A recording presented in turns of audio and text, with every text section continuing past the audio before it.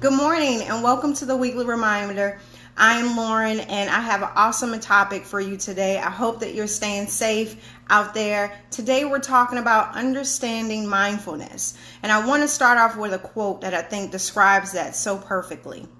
When your world moves too fast and you lose yourself in the chaos, introduce yourself to each color of the sunset. Reacquaint yourself with the earth beneath your feet. Thank the air that surrounds you with every breath you take. Find yourself in the appreciation of life. And this is by Christy Ann Martin, which I think is excellent for the topic today of understanding mindfulness. So what is mindfulness? Mindfulness is the basic human ability to be fully present, aware of where we are, what we're doing, and not overly react or overwhelmed by what's going on around us.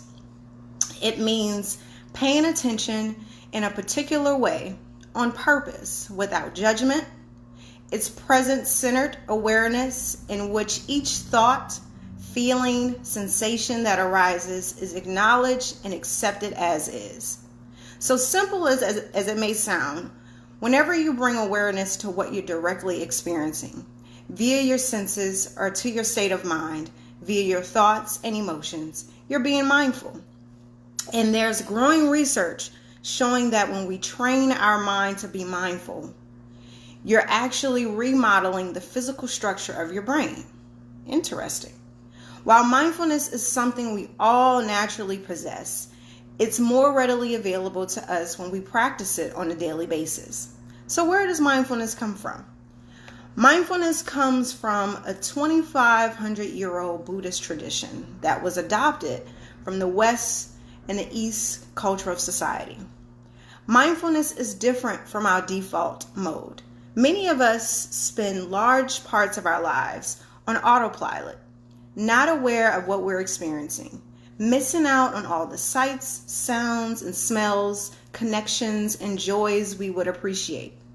Some of that time our minds seem switched off, and other times caught in a thought from the past or plans for the future, much of which is repetitive. When we do notice something in the present, our habit is often judged instantly and reacts quickly, often working with a faulty or limited perspective that restricts our options or creates issues. Mindfulness helps us to be present in our lives and give us some control over our reactions and repetitive thought patterns. It helps us to take a pause, get a clearer picture of a situation, and respond more skillfully. So when we think about mindfulness, we can develop mindfulness in so many different ways. But I have 3 for you today. If mindfulness is a different state than our normal default, how can we develop it in a healthy way? Right? In general, we seek to develop 3 key characteristics of mindfulness. Intention, which is to cultivate awareness. Attention to what is occurring in the present moment. So observing my thoughts, my feelings, my sensations that are around me, my environment, and then my attitude. Non-judgmental, curious, and kind. Why is practicing mindfulness so beneficial? Well, 1, it's a tool of self-exploration, right? It allows us to explore those things around us and also explores who we are. It's been known in research to help cope with depression, stress, and anxiety.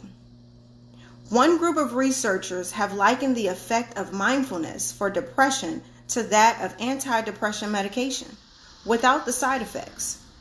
Mindfulness also is helpful in dealing with pain, overall health and wellness. It appears to improve measures of personal development, such as empathy and coping, enhancing quality of life, as well as in some aspects of physical health, including chronic illness. And also performance. Research has suggested that practicing mindfulness may be associated with enhancing attentional control and working memory, and many It may improve cognitive performance, such as problem solving and decision making.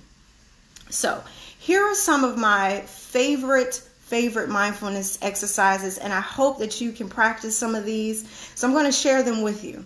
The first one is loving kindness meditation, which involves repeating phrases of offering good qualities to ourselves.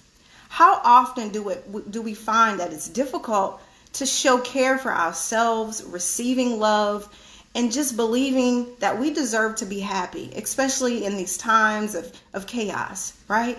So imagine for a moment the amount of energy we spend on worrying about the future, ruminating about the past, maybe comparing ourselves to others, even judging ourselves, or worrying about what's going to happen next. This is a huge amount of energy. Now imagine all that energy gathered in and returned into us, underlining our usual patterns of self-preoccupation, stinging self-judgment, and fear, right? Love and awareness. If we can use that loving kindness meditation to point us back in a place within, we can cultivate love and flourish that into ourselves, which we all need, right? We all need to nurture ourselves, especially going through such uncertainty. All right, 2, a simple mindfulness walk. Every morning I have to get up and do some type of physical activity or just take a walk, just to focus on my surroundings, my breathing, to kind of give my mind a rest, right? And just be in the present and enjoying that simplicity of just taking a walk. All right, 3, mindfulness listening. How often do we really listen? How often do we really listen to others? Be honest. Listening takes a combination of intention and attention.